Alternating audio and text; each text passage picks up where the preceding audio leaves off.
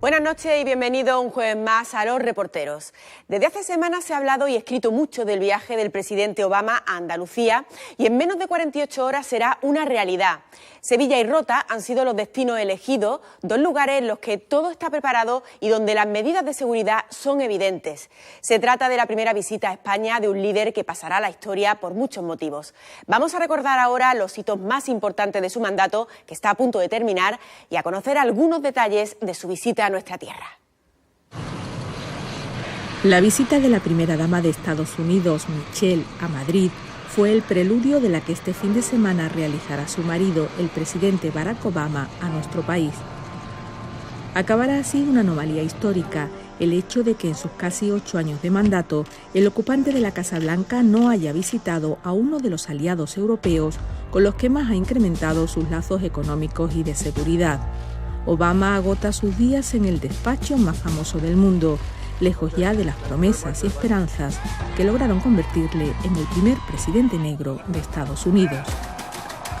I, Barack Hussein Obama, do solemnly swear.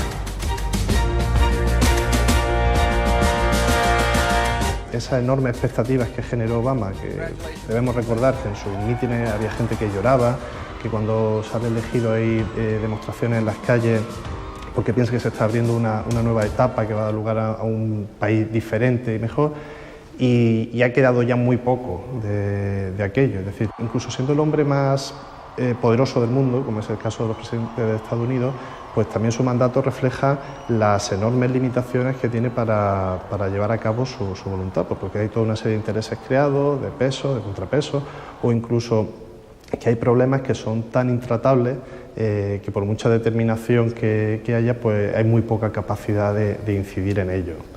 Obama se encontró con una crisis económica galopante que ha logrado frenar, pero prometió instaurar un sistema nacional de salud y apenas logró una reforma sanitaria descafeinada. Un centenar de presos siguen encerrados en el penal de Guantánamo y en el control de armas ha tenido que reconocer su fracaso. La reciente matanza de Orlando contra una discoteca gay es la punta de un inmenso iceberg. Solo el año pasado murieron en Estados Unidos casi 10.000 personas en incidentes con armas de fuego. Lo que está fuera de toda duda es que Obama es una máquina electoral perfecta, es decir, es el candidato prototípico que todo el mundo querría tener a su lado, pues porque es un gran orador, queda natural en las cámaras, tiene capacidad de empatizar, en fin, reúne todos los requisitos formales que uno desearía encontrar en un candidato. Pero ha sido inefectivo, ¿no?, para hacer frente a todas esas resistencias, pues, de grupos de presión, de la mayoría en las cámaras legislativas. Es decir, que la comunicación no lo es todo, ¿no? Hay otra serie de resortes dentro de las relaciones de poder que son incluso más importantes. La concesión del Premio Nobel de la Paz, no por sus logros, sino por las expectativas de cambio que generó su llegada a la Casa Blanca, fue muy polémica. Desde su puesto de comandante en jefe, Obama no ha dudado en usar todos los recursos militares a su disposición. Por ejemplo, al ordenar la muerte del líder de Al-Qaeda, Osama Bin Laden. Uno de los discursos iniciales de Obama era el de la guerra buena y la guerra mala. Es decir, la guerra mala era Irak, donde nos habíamos metido en un charco del cual había que salir, y la guerra en la que había que esmerarse era Afganistán, donde allí es donde estaba Al-Qaeda, donde había que acabar. Bueno, pues la realidad es que se ha salido de Irak, pero Irak es un desastre y no se ha avanzado en Afganistán, ¿no? El infierno de Siria, la irrupción de un nuevo enemigo, el grupo Daesh, el acercamiento con Irán o la rivalidad con Rusia en lo político y con China en lo económico son otros desafíos a los que tendrá que enfrentarse el sucesor de Obama. Él hace ya un tiempo que está pensando en su legado, es decir, por qué se recordará el gobierno Obama, y entonces ha decidido romper tabúes, ¿no? Y uno de ellos es el de Cuba, es decir, la idea de que no tenía sentido seguir manteniendo el embargo, que no ha servido para hacer caer a los Castro en Cuba, y que había que tratar un nuevo tipo de acercamiento al problema, ¿no? Entonces, él no ha tenido reparo en asumir la crítica, que ha sido muy amplia dentro de determinados sectores de la población estadounidense, y dar ese fin, ese gesto simbólico. Al final estamos hablando de decisiones que no van a tener un rendimiento inmediato, sino que se verá en el futuro si supuso un punto de inflexión y al final se recordará a Obama por abrir esas nuevas vías o realmente pues quedará en un mero gesto. Mucho de gesto tiene también su primera visita a España, uno de los pocos países europeos que todavía no había pisado. 6 meses antes de acabar su presidencia y recibido por un gobierno en funciones, Obama no ha querido romper la tradición seguida desde Richard Nixon en 1970. La última visita oficial fue la de George Bush en 2001. Antes estuvo Bill Clinton, que visitó Andalucía, en concreto Granada, acompañado por su mujer y su hija, unas imágenes que dieron la vuelta al mundo. En esta ocasión, Obama hará escala en Sevilla y visitará a las tropas destinadas en Rota, una de las 2 bases militares estadounidenses junto con Morón en suelo andaluz, unas instalaciones que han visto reforzada su importancia estratégica. Rota está en la bahía de Cádiz, en una bahía que está muy castigada por el paro, y eso, bueno, pues aquí se ve un suplido en parte por la presencia de la base naval. La base naval donde entran diariamente más de 10.000 vehículos, donde, bueno, hace que vivan en la localidad, además de los 30.000 roteños censados, pues en torno a 10.000 ciudadanos, tanto norteamericanos como españoles de la Armada Española, junto con su familia. Eso significa pues un movimiento importante de economía. Nosotros siempre decimos que es nuestro principal polígono industrial. Instalada en 1953 a raíz de los acuerdos firmados con el dictador Franco, las primeras décadas supusieron una inyección de empleos y de dinero para la economía local. El final de la Guerra Fría supuso la retirada progresiva de efectivos militares, una situación que ha cambiado en los últimos años. Rota es una de las bases que alberga el operativo naval del llamado Escudo Antimisiles, el sistema mundial de defensa de Estados Unidos para contrarrestar ataques nucleares. La llegada de 4 destructores a la bahía de Cádiz aumenta de manera considerable el número de militares y también de personal civil estadounidense, lo que según los acuerdos bilaterales ha de suponer un incremento de la plantilla española. La proporción de la plantilla debe ser 70% de españoles y 30% de americanos. Si hay 500 y pico americanos, tendría que haber 1.200 y pico de españoles trabajando, personal laboral local. Entonces faltan 320 puestos de trabajo. Yo no digo que sobren americanos, yo digo que faltan españoles. Es verdad que en los últimos años ha venido descendiendo el número de puestos de trabajo directos. Es una reivindicación que desde la Administración y desde los distintos ámbitos de la base también se hace, de que haya un incremento de puestos directos en relación con la mayor presencia militar en Rota. Pero es una de las patas, digamos, que forma parte de este acuerdo. Es cierto que también se implanta desde los últimos meses en lo que se llama el 4º astillero de la bahía de Cádiz, de Navantia, en la localidad, y eso abre las puertas a que se cree también una nueva industria auxiliar en la localidad. El contrato de mantenimiento de los buques a favor de Navantia sí ha permitido crear empleo a varias subcontratas. En Morón, en cambio, el incremento de la actividad con la llegada de la Fuerza de Reacción para África y el Mediterráneo, con 2.200 marines y 500 civiles más, no se ha traducido en nuevos empleos estables para españoles. Desde 2010, varios expedientes de regulación han dejado en la calle a 240 trabajadores. Somos un país muy secundario dentro de la visión internacional de Estados Unidos. Por nuestra ubicación geográfica pues tenemos un interés estratégico pues, por el tema de las bases, de nuestra cercanía al norte de África, la relación con América Latina, pero por fortuna pues, se nos percibe pues, como un país que no tiene que contemplar con preocupación en cuanto a su evolución en el futuro, ¿no? Pero lamentablemente para la autoestima de los españoles pues no somos uno de los países que está en el ámbito de interés de Estados Unidos, sino que estamos un poco en esa cola de países occidentales que bueno, somos aliados pero no somos estratégicos. Sin embargo, en un mundo cada vez más multipolar, la importancia de las 2 bases militares de Estados Unidos en Andalucía va en aumento y no se descarta una futura ampliación del despliegue naval de Rota, algo que siempre suscita división de opiniones. Aquí hay muchos campanarios y muy pocas chimeneas. Aquí es la única fábrica que hay. ¿Qué ha aportado? Pues han aportado muchísimo en cuanto al trabajo, a la calidad del empleo Aquí si viene Obama bien y si no viene Obama pues también, no pasa nada. Aquí no es ya como aquellos tiempos de bienvenido Mr. Marshall, que viene Obama, está en su derecho y nos parece muy bien. Lo único eso que a mí ya me gustaría reunirme con él y tratar estos asuntos laborales, pero bueno. Al otro lado de la valla, en el pueblo, no hay preparativos especiales para la visita de Obama. Nosotros estamos todo el año esforzándonos para que el pueblo esté en condiciones, que esté limpio, que esté cuidado, que sea un pueblo que se sienta la gente segura, y es un poco una filosofía de vida del roteño. ¿Eso qué significa? Que el ciudadano norteamericano, no solamente los visitantes españoles, sino el ciudadano norteamericano cuando viene aquí se siente bien, se siente integrado y se siente cómodo. Por tanto, no hay que hacer preparativos adicionales. En Sevilla todo está preparado para el paseo que Obama y el rey Felipe darán por el Alcázar, la Catedral y la Giralda el domingo por la mañana. El Alcázar tiene 1000 años y nunca un presidente de Estados Unidos ha estado aquí, con lo cual sin duda es un honor para nosotros a nivel profesional y también por supuesto para la ciudad. Creemos que a nivel de repercusión turística, repercusión a nivel de publicidad, va a ser un impacto muy positivo y por tanto nos alegra mucho que esté aquí.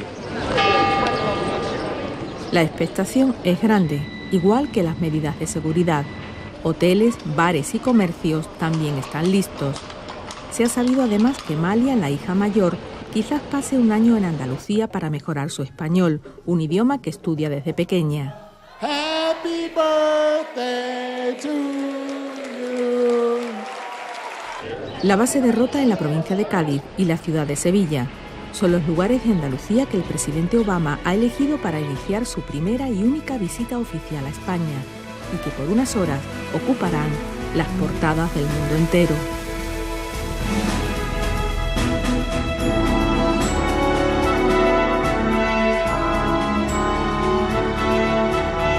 Sin duda una visita muy esperada y que está creando mucha expectación. Hacemos ahora un alto en el camino para la publicidad, pero no se vayan porque a la vuelta hablaremos de un cóctel muy peligroso, el de los jóvenes, el verano y las drogas de diseño. Y además nos adentraremos en un hermoso espacio de la provincia de Málaga lleno de historia y magia que está a punto de ser declarado Patrimonio de la Humanidad. Estas piedras guardan 6.000 años de historia y muchas incógnitas. La primera vez que hombres y mujeres dejaban su huella en el paisaje. ¿Qué los movió a construirlos? ¿Cómo desplazaron esas enormes rocas? Volvemos en 7 minutos. Seguimos en directo en Los Reporteros y ahora nos vamos a detener en las drogas de diseño. Cada vez atrapan a más jóvenes y cada día hay más variedad de estas sustancias químicas que pueden provocar graves daños físicos y psicológicos. A ello se une que su consumo es difícil de controlar y su precio es asequible. Además, el verano y la fiesta se convierten en la oportunidad de oro para los vendedores sin escrúpulos. Una época en la que es más necesaria la precaución y la información, sobre todo, para no caer en un problema de enormes consecuencias. Yo tengo 16 años, concretamente empecé a probar las sustancias con 14, pero al principio no le di pie y conforme pasaba el tiempo ya empecé a... tuve ciertos problemas, tanto familiares como con los estudios, con amigos, relaciones del exterior, y yo empecé a notar un vacío. Entonces ya empecé a consumir más. Siempre se comienza con gente que no debes juntarte.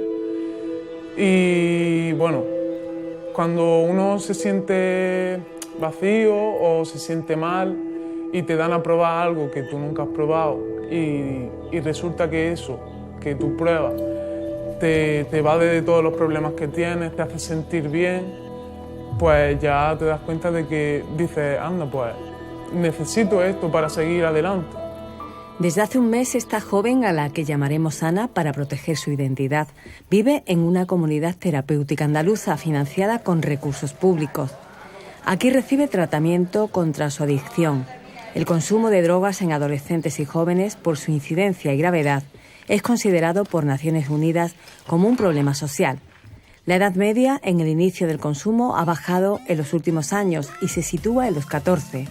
Una edad que hace especialmente vulnerable a este colectivo por ser la etapa en la que inicia su recorrido vital y es arrastrado, en muchos casos, hacia el abismo de las adicciones.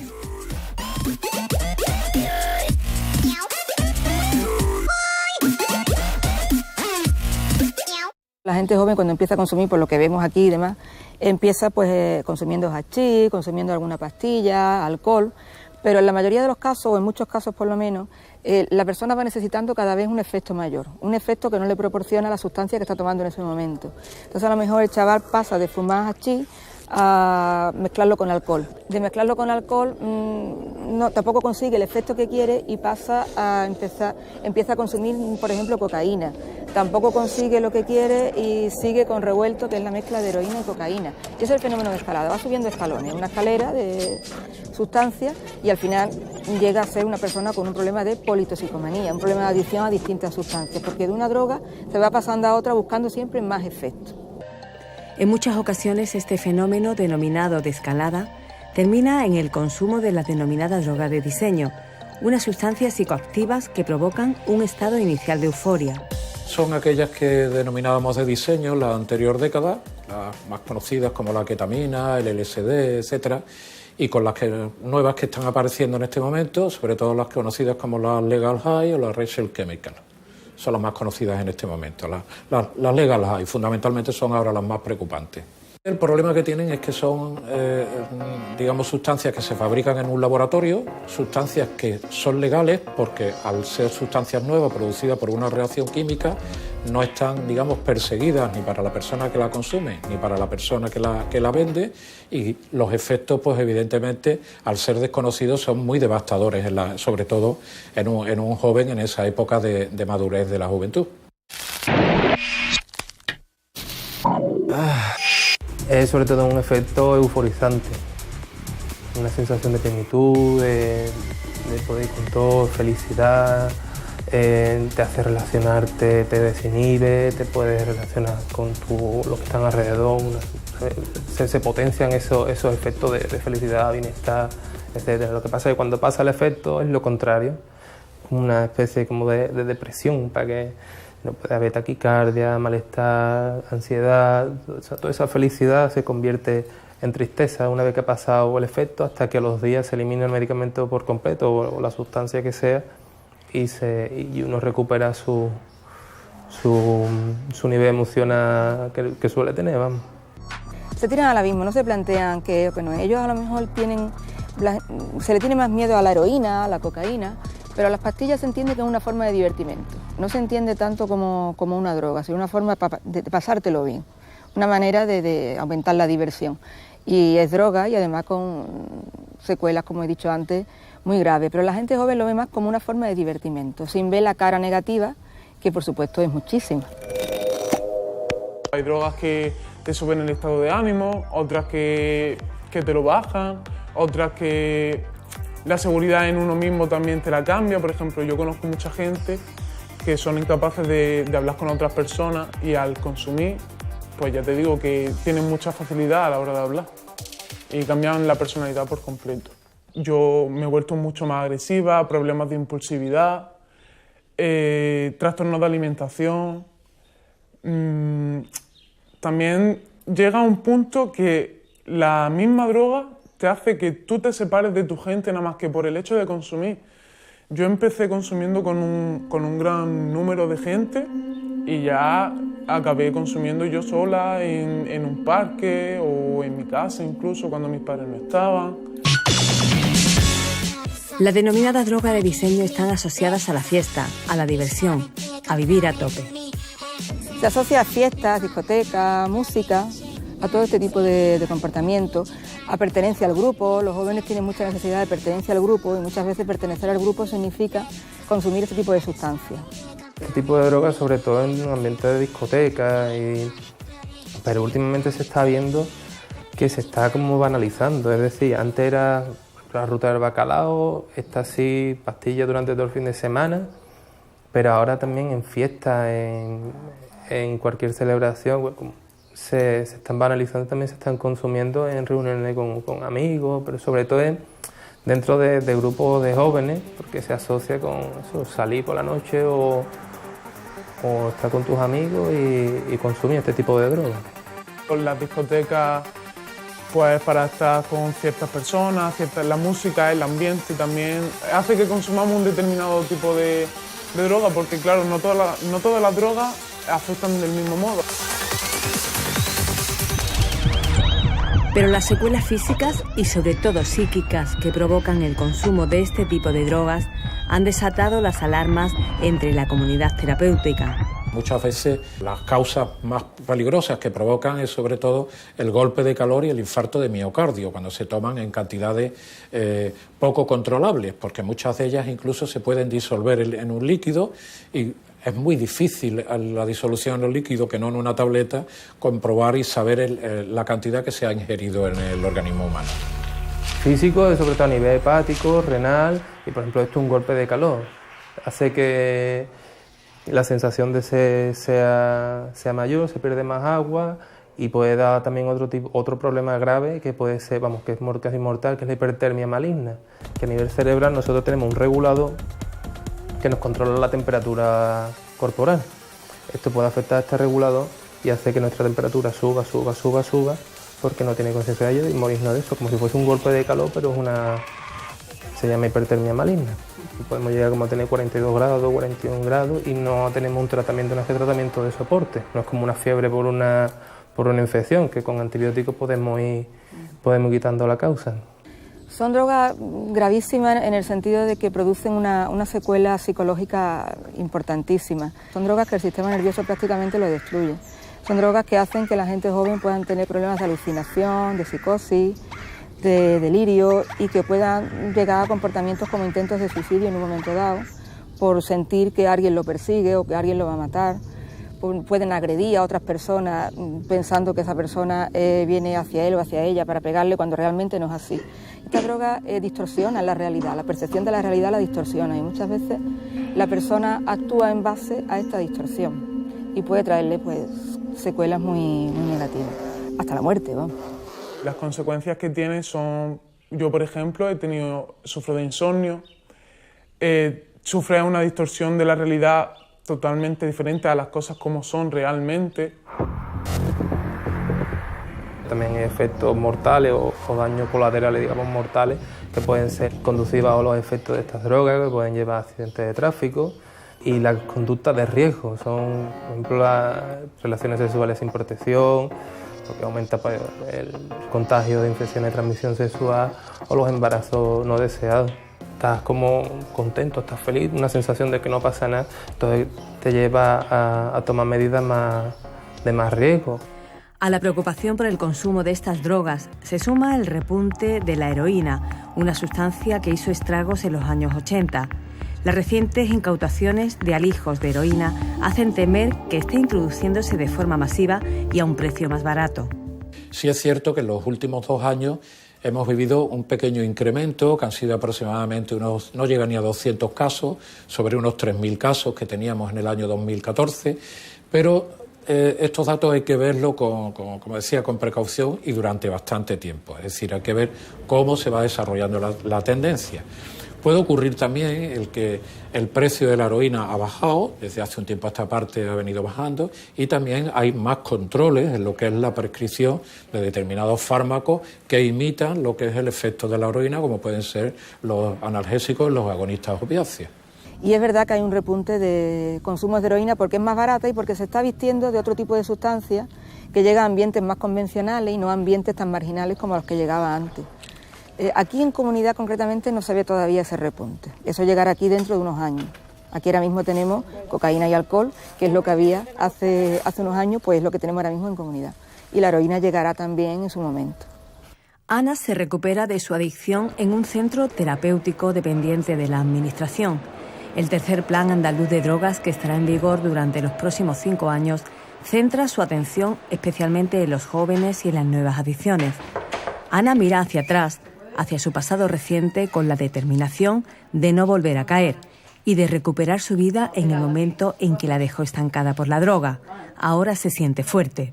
Totalmente. Yo me siento muchísimo más fuerte, tengo mucha fuerza de voluntad, estoy muy contenta conmigo misma.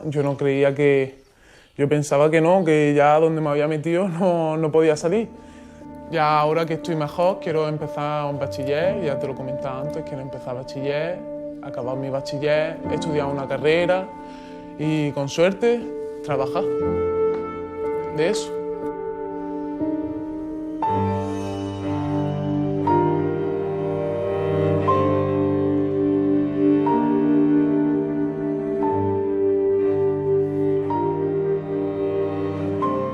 Pues ya lo han visto, la precaución y la información son dos armas contra las nuevas drogas. Les hablamos ahora de un asunto mucho más agradable. La semana que viene es muy probable que se haga oficial la declaración como Patrimonio de la Humanidad de los dólmenes de Antequera, una de las mayores construcciones megalíticas del continente europeo. La candidatura malagueña, única que presenta España, incluye también a la Peña de los Enamorados y al Torcal, un bellísimo conjunto lleno de historia y de magia que vamos a conocer desde su interior.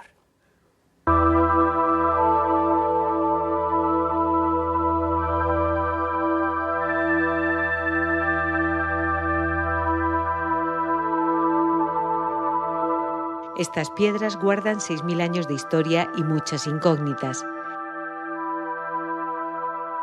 Los sepulcros megalíticos son tal vez la expresión más antigua de la arquitectura, la primera vez que hombres y mujeres dejaban su huella en el paisaje. ¿Qué los movió a construirlos? ¿Cómo desplazaron esas enormes rocas? Los dólmenes de Antequera son una referencia entre las construcciones funerarias de la prehistoria en Europa y aspiran a sumarse a la lista de bienes protegidos como Patrimonio de la Humanidad.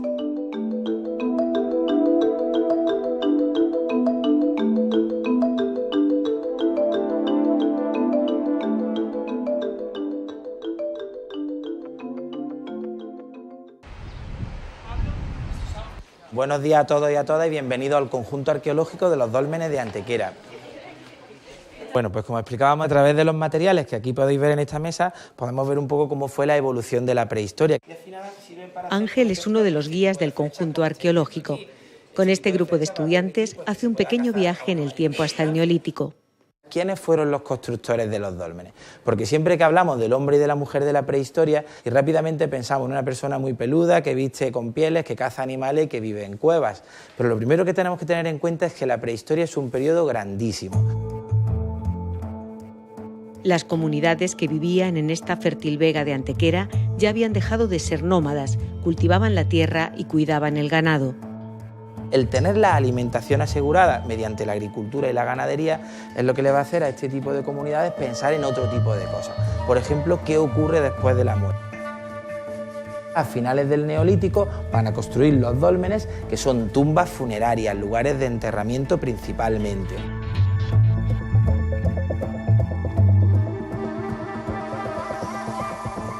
Las sociedades que construyeron los sepulcros megalíticos, no solamente los de Antequera, sino en general todos los del occidente europeo, pues son sociedades que lo primero que tenemos que saber es que son sociedades formadas por hombres y mujeres anatómicamente modernos, o sea, son como nosotros. Las manifestaciones que nos han dejado, empezando por ejemplo por los propios sepulcros megalíticos, nos hablan de unas sociedades ricas, complejas, humanas, profundamente humanas. Y fijando en todo momento en los bloques de las paredes, cubiertas, en los pilares y en la anchura, ¿vale? El dolmen de Menga es uno de los 3 sepulcros que componen el conjunto arqueológico de Antequera. Vamos a mirar primero hacia arriba. La última losa situada al final en la parte superior es uno de los bloques de piedra de mayor tamaño utilizado en monumentos prehistóricos, 150 toneladas. Tened en cuenta que este bloque de piedra en el centro llega a alcanzar aproximadamente 1,5 metros de anchura, 1,5 metros de grosor, ¿vale? Más de 5.000 años después, nos sigue asombrando cómo estas comunidades neolíticas conseguían mover las enormes moles de piedra con las que construyeron el dolmen de Menga, el de mayores dimensiones de Europa. Los investigadores suponen que aprovechaban las fracturas naturales de las rocas y las rompían utilizando cuñas de madera y agua hirviendo. El desplazamiento de grandes bloques de piedras parece que se hicieron sobre troncos de madera. La utilización, por ejemplo, de cornamentas de ciervo para las labores de minería, pero no deja de ser una aproximación a cómo tuvo que ser. En cualquier caso, la muestra evidente de las construcciones con las que nos encontramos es algo que demuestra de forma clara que dominaban las técnicas, ¿no?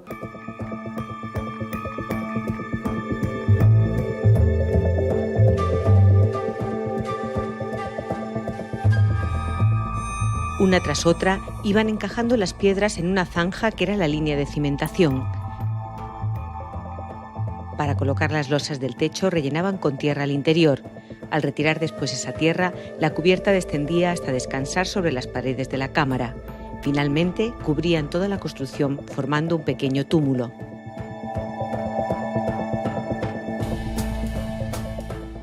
Nos hemos detenido aquí para observar una parte muy importante de estos monumentos, como es la montaña que lo cubre. En Antequera tenemos la suerte de que los 3 dólmenes siguen conservando el túmulo, lo cual contribuyó sobremanera a su estado de conservación interior. Vamos a conocer ahora el dolmen de Viera. Este dolmen era el más pequeño de los 3 y tiene 4.500 años. El estado de conservación y la monumentalidad de las construcciones son 2 de las razones que han impulsado la candidatura de los dólmenes de Antequera a formar parte de la lista exclusiva de lugares declarados Patrimonio de la Humanidad. Sabían perfectamente cómo se movía el sol y cómo se movían las estrellas. Pensar que para estas comunidades era muy importante conocer estos cambios porque el sol, entre otras cosas, era el responsable de articular los ritmos de la agricultura y, en definitiva, los ritmos de la vida. En este dolmen va a ocurrir un fenómeno que os puedo garantizar que es espectacular observarlo, y es que en 2 momentos concretos, cuando nos va a llegar la primavera y cuando nos va a llegar el otoño, en los equinoccios, al amanecer, la luz del sol se va a ir alineando con el corredor hasta iluminar completamente la cámara mortuoria.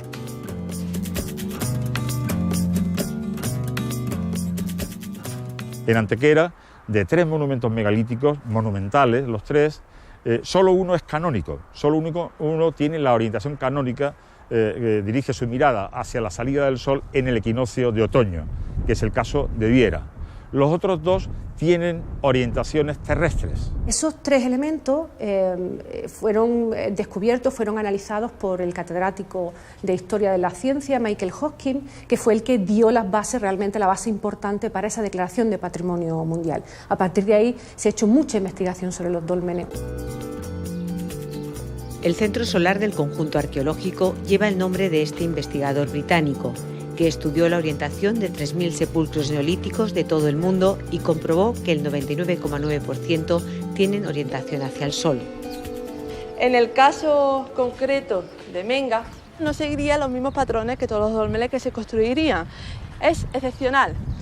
Excepcional en cuanto a la orientación. ¿Por qué? Porque aquí Marca está orientada concretamente hacia la peña.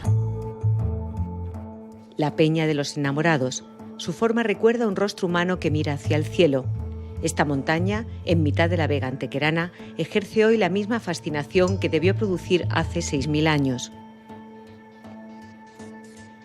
Entre la Peña y Menga se encuentra el tercer dolmen, el Tolo del Romeral, que mira hacia el oeste. Se justifica esa orientación, esa mirada, porque se interpone en ese eje la llamada Sierra del Torcal, un lugar, un ámbito absolutamente mágico para estas comunidades constructoras y agricultoras del sitio de los dólmenes de Antequera. La Peña y el Torcal, 2 monumentos naturales que junto a los dólmenes integran la candidatura, aunando así arquitectura y paisaje. Hace 200 millones de años, cuando vivían los dinosaurios en la Tierra, todo lo que vamos a conocer hoy hay que pensar que estaría sumergido bajo un fondo marino. A tan solo 12 kilómetros de Antequera, esta sierra nos sorprende con sus caprichosas formas. Una lección de geología, un asombroso ejemplo de paisaje kárstico que se formó en el Jurásico con el choque de las placas continentales.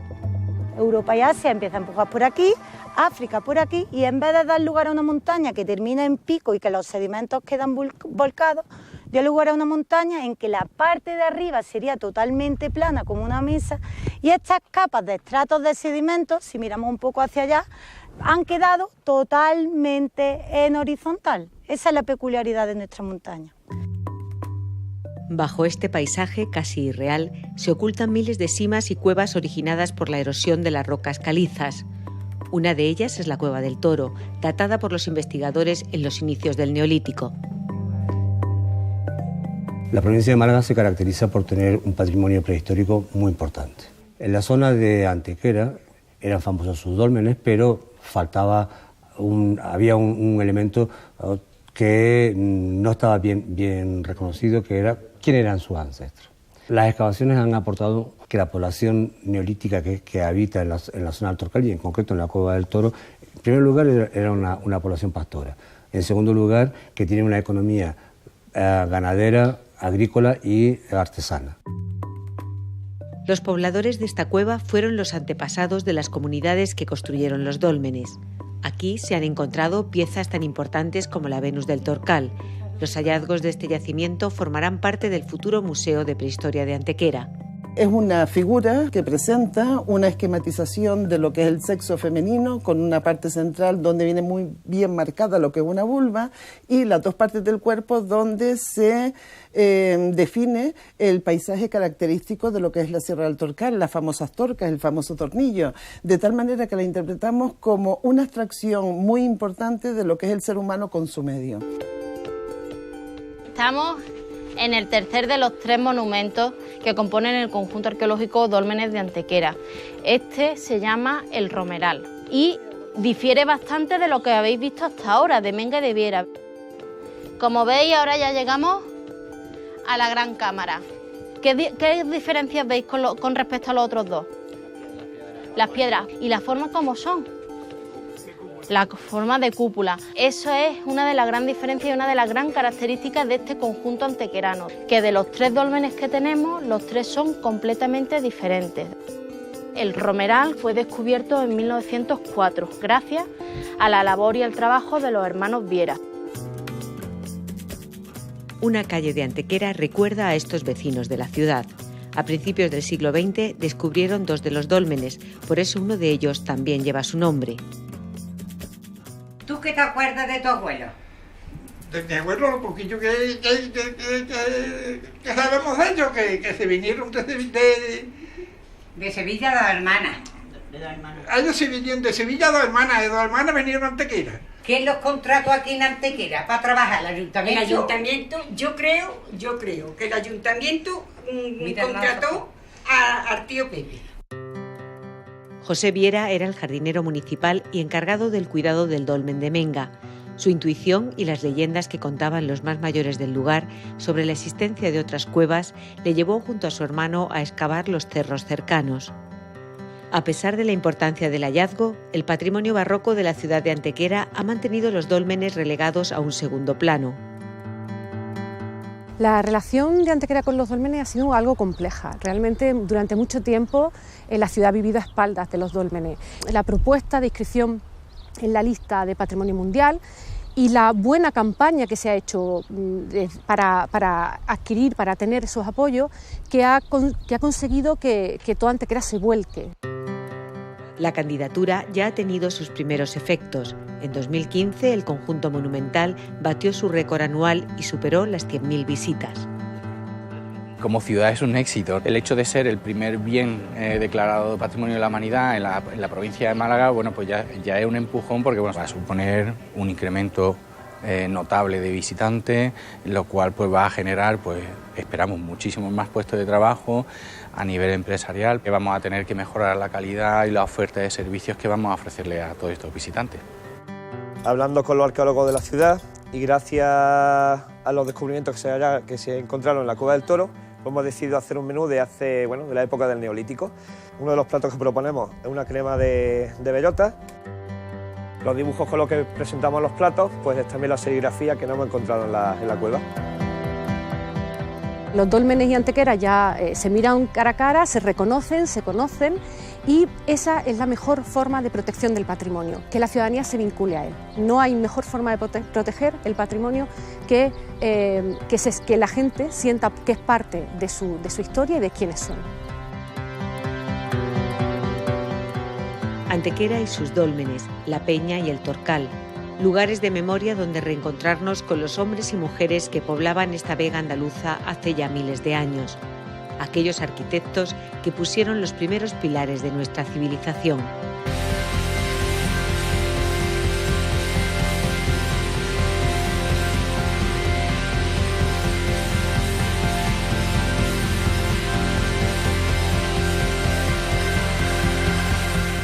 con nuestro apoyo incondicional para que este singular enclave consiga ser patrimonio de la humanidad, despedimos la temporada. Ahora comienzan las vacaciones y dejamos nuestro programa en directo, pero vamos a seguir con ustedes trayéndoles cada semana una selección de los mejores reportajes de estos últimos meses. Que pasen un feliz verano.